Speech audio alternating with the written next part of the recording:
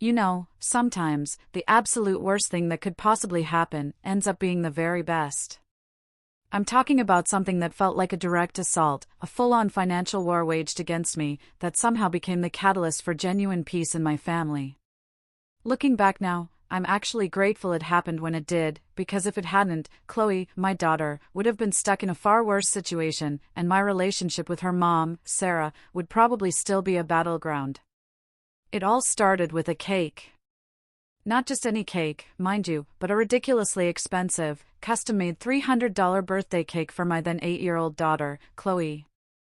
The first I heard of it was when Sarah texted me an invoice. Your half. Pay within 48 hours. I remember staring at that text, sitting in my car outside Chloe's soccer practice in Denver, and a cold knot formed in my stomach. Something felt profoundly wrong. This wasn't normal, not even for Sarah, who had always been, well, high maintenance. We'd been divorced for 3 years, and I'd always paid my child support on time every single month. $2,000, which honestly covered way more than half of Chloe's actual expenses, and I never complained. I picked Chloe up every other weekend, took her to activities, bought her clothes, school supplies, paid for summer camp. We had a great thing going. But in the 2 months leading up to that cake text, things had started to shift. First, that invoice, then a bill for new furniture for Chloe's room, then a charge for some premium tutoring program I'd never even heard of, let alone agreed to. Each time, Sarah's tone got a little more aggressive. Then came the email that changed everything. I was at work, deep in debugging code, when my phone buzzed. It was from Sarah, marked urgent. She needed to have a serious conversation about Chloe's financial future. She and Mark, her new husband, had consulted with someone and believed I wasn't contributing enough. I needed to call her that night. My heart rate sped up just reading it. That corporate speak, that cold, formal phrasing, that wasn't Sarah. Mark was a real estate agent, the kind of guy who wore expensive suits, drove a leased BMW, and had married Sarah a mere 14 months after our divorce was finalized. I'd met him twice during custody exchanges, and both times he'd given me this insufferable, condescending smile, like he'd won some grand prize. I called Sarah that night. The conversation lasted about 12 minutes before I had to hang up, too angry to think straight. She started with these fake pleasantries, asked about my job, then smoothly transitioned into Chloe's changing needs. Mark, apparently, felt Chloe deserved a better lifestyle, private school, a bigger clothing allowance. They were planning to move to a larger house that, of course, required more financial support from me. When I asked for specifics, Sarah got vague, just kept saying, "Children are expensive, and you make good money, you can afford this." Then she dropped the bomb. They wanted $6,000 a month in child support. Triple what I was paying. Starting immediately. I actually laughed out loud because I genuinely thought she was joking. The silence on the other end told me she was dead serious. I told her that was insane, that I already paid more than state guidelines, that Chloe had everything she needed. That's when her voice changed, got colder. She said Mark thought they should take this to court if I was going to be difficult, and maybe the judge would see things differently when they explained how I was prioritizing my own comfort over my daughter's future. I hung up and immediately called David, my friend from college who'd gone to law school while I'd gone into tech. We'd stayed close, and he'd handled my divorce paperwork as a favor. David told me to come by his office, said he'd wait no matter how late. So that's how I ended up sitting across from him at 9 o'clock that night, watching him read through a formal demand letter that had arrived in my email about an hour after I'd hung up on Sarah. The letter was full of legal jargon, clearly drafted to sound official, laying out all the reasons why I should pay more: private school tuition, expensive extracurriculars, a bigger college fund, upgraded health insurance, and something vaguely called lifestyle expenses. David looked up from the papers, an expression I'd never seen on him before, somewhere between concern and barely controlled rage. He said this was one of the most aggressive demand letters he'd ever seen, especially for a parent already paying above guidelines. Something, he insisted, didn't add up. He started firing questions at me about Mark's job, Sarah's work situation, anything unusual during custody exchanges. That's when it hit me. All those little things I'd been ignoring because I didn't want drama. Chloe had mentioned a few weeks ago that Mark was on his phone a lot, seemed stressed. She'd heard him and Sarah arguing about bills late at night. I'd chalked it up to normal couple stuff, but now it took on a different, unsettling meaning. David leaned back and tapped his pen against the desk. He wanted me to agree to mediation to buy us time, but I shouldn't agree to anything in the meantime. And more importantly, he needed me to pay close attention to everything Chloe told me about their household. I drove home that night with my mind racing, replaying every interaction with Sarah over the past 2 months, every weird comment Chloe had made, every expensive bill that had shown up. When I picked Chloe up that weekend, I wasn't planning to interrogate her, but kids talk when they're comfortable, and Chloe always chatted nonstop during our Saturday morning pancake breakfasts. She told me about school, her friends, the new video game she wanted, and then casually mentioned they might not be getting the pool Mark had promised because money was tight. I kept my face neutral and asked what she meant. She shrugged in that way 8-year-olds do when they're repeating something they don't fully understand. Mark keeps saying, "We need more money." And Mommy gets upset when he talks about asking you for more, but Mark says, "You have plenty and you're just being cheap." Those words, coming out of my daughter's mouth in her innocent voice, made something inside me snap into crystal clear focus. This wasn't about Chloe at all. This was about Mark. And whatever financial mess he'd gotten into, he'd apparently decided I was going to be the solution. I spent the rest of that weekend being the fun dad. Took Chloe to the arcade and the park, made sure she had a great time. But in the back of my mind, I was already planning my next move. Monday morning, I called David and told him everything Chloe had said. He went quiet for a long moment. He thought we needed to do some serious digging before mediation because if Mark was in financial trouble, that changed everything. And he had a friend, a private investigator, who specialized in this kind of thing. That's when I realized this wasn't going to be a simple negotiation. This was going to be a fight. And I needed to know exactly what I was up against before walking into that room with Sarah and Mark and their demands. The mediation was scheduled 3 weeks out, giving David and his investigator time to work. I agreed through email, keeping my response professional and brief, simply saying I was willing to discuss Chloe's needs constructively. Sarah's response came back within an hour, way too cheerful, way too confident, like she'd already won. She thanked me for being reasonable and mentioned Mark was looking forward to working this out like adults. That phrase stuck with me because it implied I'd been acting like a child by not immediately agreeing to triple my payments. The following 2 weeks were strange because I had to act completely normal during weekend visits with Chloe, while simultaneously knowing someone was digging into Mark's financial life. Chloe and I had our regular routine, Saturday pancakes at our favorite Denver diner, then a bookstore or movies or hanging out at my apartment playing video games. She was a great kid, smart and funny and easy to be around. And every time I looked at her, I got angry that Sarah and Mark were using her as a pawn. During our second weekend together, Chloe mentioned they'd cancelled their planned Disney World trip, the one Mark had been promising for months, because something came up with work. She seemed disappointed, but not devastated. I made a mental note to tell David, because a guy pushing for $6,000 a month probably shouldn't be canceling expensive family vacations. The day before mediation, David called and asked me to come by his office early. He said he had information I needed to see. I left work at 4 o'clock and drove straight there, my stomach in knots because David's voice had that tone lawyers get when they've found something big. He was waiting with a manila folder on his desk. The moment I sat down, he slid it across without saying a word. Inside were printouts of public records, court filings, liens, and financial documents that painted a picture I hadn't expected. Mark wasn't just in a little financial trouble. He was drowning. And he'd been drowning for at least 18 months, which meant he was already in deep when he married Sarah. His real estate business had taken major hits during a market downturn.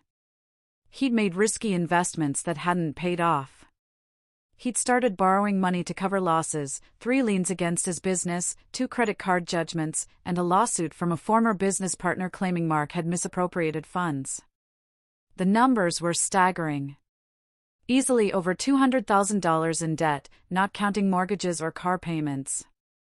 David pointed to one document in particular, a lien filed just 2 months ago against the house Sarah and Mark lived in.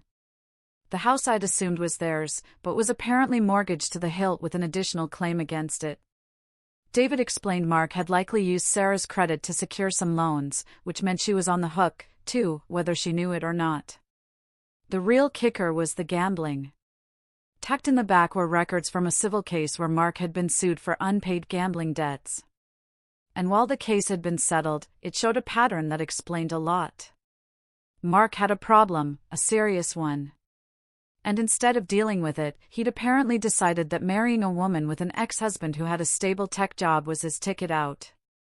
I sat there staring at these documents, feeling a mix of anger and something close to pity for Sarah. Whatever her faults, she didn't deserve to be manipulated like this. David's investigator had been thorough, even found online records of Mark's activity on various sports betting sites. Nothing illegal, but definitely concerning in frequency and amounts. David asked how I wanted to play this at mediation.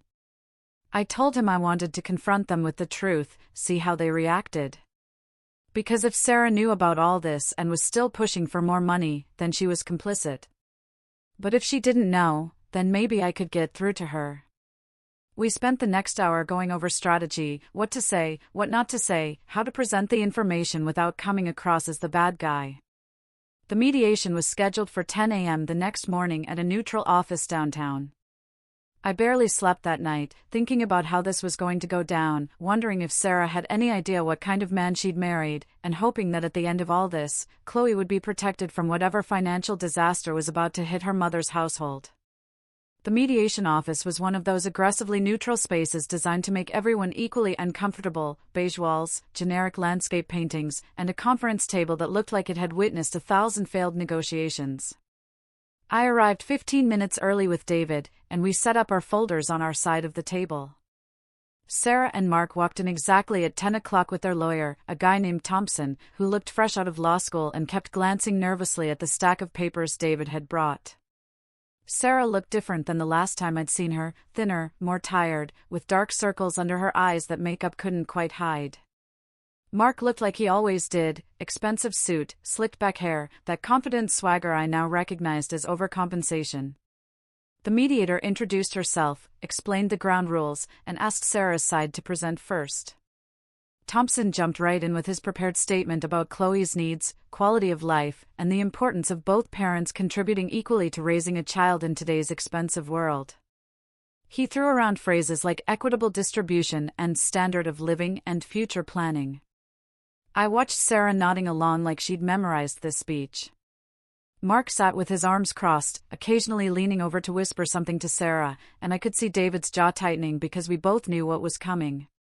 When Thompson finally finished his 20-minute presentation about why I should triple my child support, the mediator turned to our side and asked if we had a response. David didn't even open his folder. He just looked directly at Mark and asked him one simple question: "How's your real estate business doing these days, Mark?" The temperature in the room dropped about 10 degrees. I watched Mark's confident expression flicker for just a second before he recovered and said business was great, really picking up, actually. David nodded slowly, like he was considering. Everything will be fine. But I don't think there is enough money in the world to fix whatever hole he's dug. She told me she was going to file for divorce, that she'd already consulted with a different lawyer that afternoon, but that it was going to be messy and expensive, and she didn't know how she was going to afford it. I sat there processing all of this, thinking about Chloe and what this meant for her. And then I made a decision that surprised even me. I told Sarah I would help her. Not financially, because I wasn't going to enable Mark's problems, but I would connect her with David, who could recommend a good divorce attorney, and I would be flexible with custody during the transition to make things easier for Chloe. Sarah looked shocked. She asked me why I would do that after everything she'd put me through. And I told her the truth, because at the end of the day, we were both Chloe's parents. And Chloe needed her mom to be stable and healthy. And if that meant helping Sarah escape from Mark's financial disaster, then that's what I was going to do. We talked for another hour, working out the practical details. And when we left that coffee shop, I felt like maybe we'd turned a corner toward actually co-parenting like adults instead of enemies. But I also knew this was far from over, because Mark wasn't going to let Sarah go without a fight, especially not when he was counting on my child support money to bail him out of his mess. Sarah filed for divorce from Mark exactly 1 week after our coffee shop conversation, and all hell broke loose. Mark showed up at my apartment on a Tuesday night, pounding on my door hard enough that my neighbor came out to see what was happening. When I opened it, he tried to push past me into my living room. I blocked him, told him he needed to leave, and he started yelling about how I'd poisoned Sarah against him, how I was trying to destroy his life because I was jealous, how he was going to make sure I regretted interfering in his marriage. My neighbor had already called building security. When they arrived, Mark was still standing in my doorway making threats, which meant there was now a documented incident report that David said would be useful later. The divorce process moved faster than anyone expected because Sarah's new lawyer, a sharp woman named Emily that David had recommended, found evidence that Mark had been forging Sarah's signature on loan applications and credit card agreements. That moved things from messy divorce into potential fraud territory, and suddenly Mark was facing bigger problems than just losing his wife. During all of this, Chloe stayed with me more than our usual custody arrangement allowed. Sarah and I worked out a temporary schedule that gave Chloe stability while her mom dealt with the legal nightmare. Chloe asked questions, of course, wanted to know why she wasn't staying at mommy's house as much, why Mark wasn't around anymore. Sarah and I sat down with her together to explain in age-appropriate terms that sometimes adults make mistakes and have to fix them. Chloe took it better than I expected. She said she kind of missed Mark, but also that it had been stressful listening to him and mommy fight about money all the time. That confession broke my heart, because kids should never have to worry about adult financial problems. The real breakthrough came about 6 weeks into Sarah's divorce proceedings when Emily's investigator uncovered the extent of Mark's gambling problem. This wasn't occasional sports bets or a weekend in Vegas.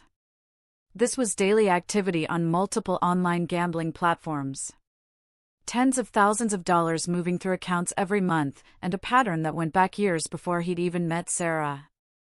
Emily subpoenaed Mark's financial records, and what came out was staggering.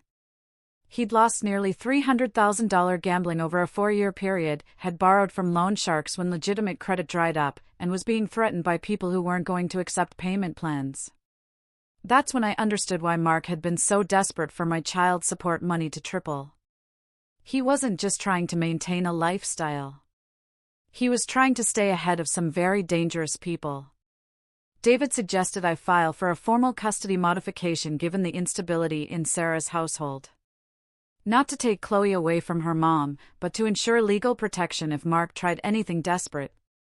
The court hearing for my custody modification happened on the same day as Sarah's divorce hearing, and we all ended up in the same Denver courthouse. Different rooms, but similar battles. David presented our case to the family court judge, showing the timeline of Mark's financial deception, the gambling debts, the threats he'd made at my apartment, and the documented instability Chloe had been exposed to. Sarah actually testified on my behalf. She told the judge she supported increased custody with me until her situation stabilized, that she wanted what was best for Chloe, even if it meant admitting her own household wasn't safe right now. The judge, an older woman who'd probably seen every custody battle variation imaginable, listened to everything and then made a decision that was both fair and practical. She granted me primary custody temporarily, with Sarah getting regular visitation and the understanding that we'd revisit the arrangement in 6 months after Sarah's divorce was finalized and her housing situation stabilized. She also ordered that Mark was to have no contact with Chloe whatsoever, and that any child support money had to go into a supervised account that required receipts for Chloe-related expenses. Mark's lawyer tried to argue this was overreach, that Mark's relationship with his stepdaughter shouldn't be terminated without cause, but the judge shut that down fast by pointing out the gambling debts, the fraud allegations, and the threats Mark had made against me. In the divorce hearing happening simultaneously down the hall, things went even worse for Mark. The judge granted Sarah's request for an immediate divorce based on fraud and financial abuse, ordered Mark to pay back everything he'd taken from Sarah's accounts, and put liens on his business assets to secure the judgment. Mark left that courthouse facing criminal fraud charges, a six-figure judgment he couldn't pay, and loan sharks who weren't going to care about court orders. The weeks following the court hearings were an adjustment period for everyone, Chloe especially, but kids are resilient in ways adults forget. She settled into a routine, staying with me during the week and visiting Sarah on weekends. Slowly, the stress that had been visible in her behavior started to fade. Sarah moved out of the big house and into a modest two-bedroom apartment closer to my place, which actually made the custody exchanges much easier. She got a job as an office manager at a dental practice, nothing glamorous, but steady income with benefits, and started the slow process of rebuilding her credit and her life. We developed an actual co-parenting relationship for the first time since the divorce, texting about Chloe's school events and doctor's appointments, making joint decisions about her activities, even managing to have civil conversations during pickup and drop-off. About 3 months after everything settled, Sarah asked if we could meet for coffee again, and I agreed, half expecting another crisis. Instead, she just wanted to thank me. She said she'd been doing therapy to process everything that had happened with Mark and realized how badly she'd treated me during our marriage and divorce. She apologized for the years of making things difficult, for letting Mark manipulate her into the child support scheme, for not protecting Chloe from the toxic situation she'd brought into their home. I accepted her apology, because holding on to anger wasn't helping anyone, and told her that people make mistakes and what matters is how you handle things afterward, and she'd handled the Mark situation as well as anyone could once she knew the truth. As for Mark, the last I heard through David's network was that he'd declared bankruptcy, lost his real estate license due to the fraud charges, and moved to Texas to escape his creditors and start over. Sarah's divorce lawyer managed to get most of the judgments secured before he fled, so Sarah would eventually see some money back, but it was going to take years. Chloe asked about him once a few months later, said she hoped he was okay, and I told her that Mark was dealing with grown-up problems that weren't her responsibility to worry about. The whole experience taught me something I hadn't expected to learn, which is that sometimes the best revenge isn't revenge at all. It's just building a good life and being there for the people who matter. My child support stayed at the original $2,000 a month, which was fair and appropriate, and Sarah never asked for more. Chloe thrived with the new custody arrangement. Her grades improved. She seemed happier and more relaxed, and both Sarah and I could see her becoming more confident without the background stress of Mark's financial chaos. The mediation that had started this whole mess felt like it had happened years ago instead of just months. And I sometimes thought about that conference room and Mark's confident swagger, and how quickly everything had unraveled once the truth came out. Jennifer and I weren't friends exactly. Probably never would be. But we were successful co-parents who both loved our daughter and wanted the best for her. And honestly, that was more than a lot of divorced couples could say. The child support battle that could have destroyed multiple lives ended up being the catalyst that saved Chloe from a bad situation and gave Sarah and me a chance to finally figure out how to be decent to each other. Sometimes life works out in unexpected ways.